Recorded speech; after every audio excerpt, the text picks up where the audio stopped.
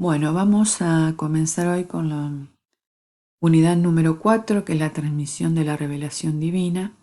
Vimos en la anterior, ¿no?, que esa revelación se fue dando por etapas, gradualmente, y finalmente se revela a través de su Hijo Jesucristo, una revelación plena de la cual ya no podemos esperar más, sino que a través de Jesús, Dios se nos revela plenamente en sus obras, en sus ejemplos, en su predicación. Y esto, como dice en el artículo número 7 de la Dei Verbum, la Constitución que forma parte de los 16 documentos del Concilio Vaticano II, dice: Dios quiso que lo que había sido revelado para la salvación de todos los pueblos se conservara por siempre íntegro y fuera transmitido a toda la generación.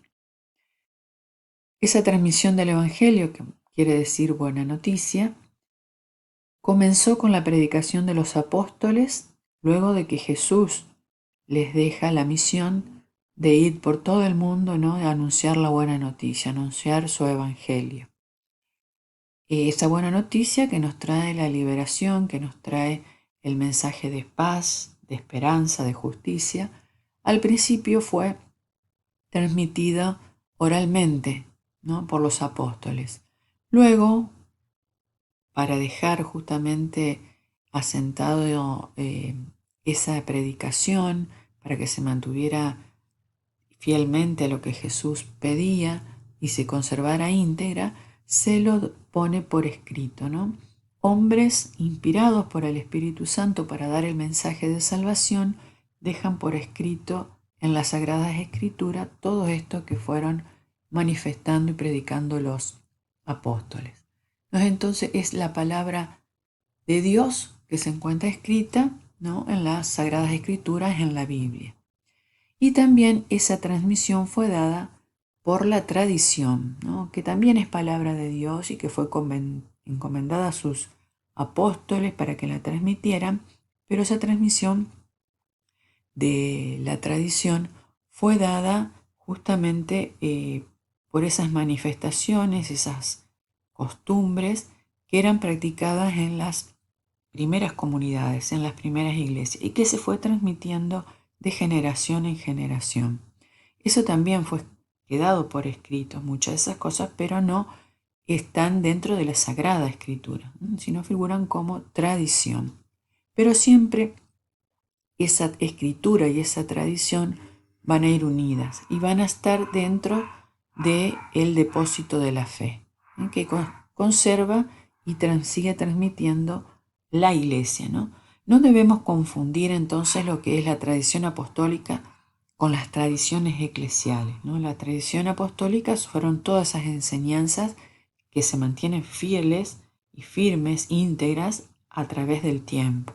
Las tradiciones eclesiales son las tradiciones de las iglesias, es decir, esas iglesias particulares que utilizaron métodos, formas para poder transmitir esa tradición de los apóstoles a las diferentes culturas, con distintas maneras. No podemos transmitir hoy esas enseñanzas del Evangelio que fueron transmitidas en sus comienzos o en siglos pasados. Esa transmisión siempre se tiene que actualizar a las culturas que reinan en el momento, ¿no?, para que puedan llegar a quienes nosotros pretendemos que lleguen, ¿no?, de la manera en la cual vivimos y nos desenvolvemos actualmente. Entonces los apóstoles, para que eso se fuera transmitiendo en el tiempo, nombraron a encargados, y esos encargados fueron sus sucesores, los obispos, ¿no? Y esta comunicación que Dios Padre ha hecho a través de su Hijo en el Espíritu Santo se mantiene activa y presente en la Iglesia en nuestros días, ¿no? Entonces la palabra de Dios, oral y escrita, es interpretada auténticamente por los obispos junto con el Papa, que forman el magisterio de la Iglesia. Entonces siempre van a ir unidos tradición, escritura y magisterio. Los dogmas. Los dogmas ustedes lo van a poder ver también ahí dentro de la unidad número 4. Son definiciones que el magisterio de la Iglesia invita, obligan a los fieles a adherir con la fe, ¿no? Todos los fieles, la totalidad de los fieles, desde los obispos, el Papa, con el último bautizado, estamos unidos en la fe. La fe justamente es ese sentido sobrenatural, esa gracia que Dios nos da, que nos regala. Y para tener mejor comprensión en la fe, debe crecer con el estudio y la contemplación de los fieles, es decir, estudiar las escrituras, poder contemplar lo que Jesús me dice a través de la Sagrada Escritura, ¿no? Hacer un estudio, una reflexión. Y con la oración también y la vida de fe, o sea, acompañar con la oración y que nuestra fe se manifieste en nuestra vida cotidiana. Y también con la predicación de los obispos, o sea, todas las enseñanzas que ellos nos hacen a través de esa palabra de Jesús que se actualiza en nuestro tiempo, ¿no? Esa palabra, ese verbo que se hace carne. En el Evangelio de San Juan nos transmite, ¿no? El Evangelio de San Juan es un evangelio más teológico, ¿no? Donde más profundo, donde tenemos que ver lo que Jesús nos dice a través de esa palabra. No esa palabra que se hace persona, una persona como nosotros, para poder transmitir lo que Dios nos quiere hacer llegar, nos quiere hacer comprender. Entonces Jesús va a ser la palabra de Dios que va a habitar entre nosotros para que podamos conocerlo, para que podamos ver en Él todo lo que Dios nos quiere revelar. Entonces Dios dice su palabra a través de todas las palabras de la Escritura, ¿no? Porque Él es el autor. Él es quien ha inspirado a personas humanas para que dejen por escrito lo que Él quería transmitirnos, ¿no? Lo que Dios nos quiere revelar.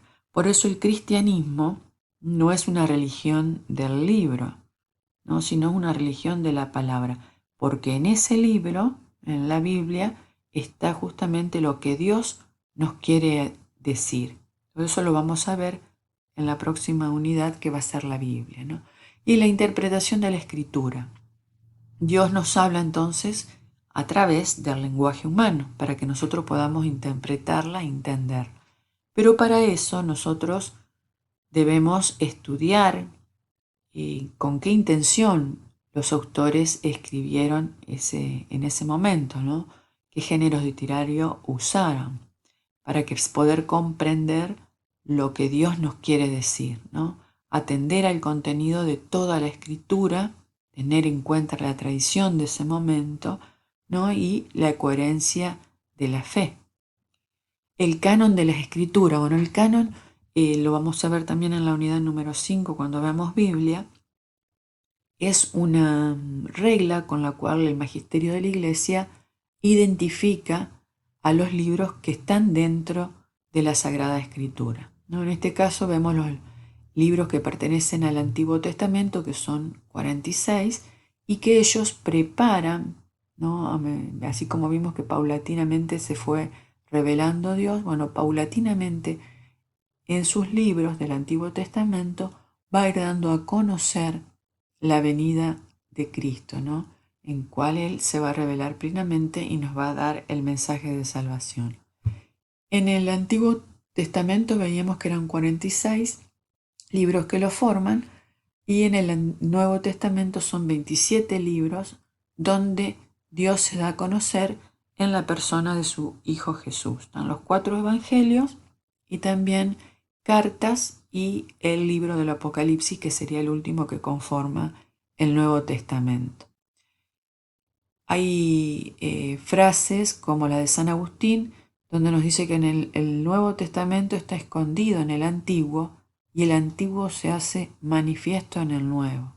Es decir, todo aquello que fue anunciado por los profetas, los patriarcas, hasta el Nuevo Testamento que manifiesta su anunciado, o sea, se hace presente en la persona de Jesús la revelación plena del Dios que anunciaban los profetas, ¿no?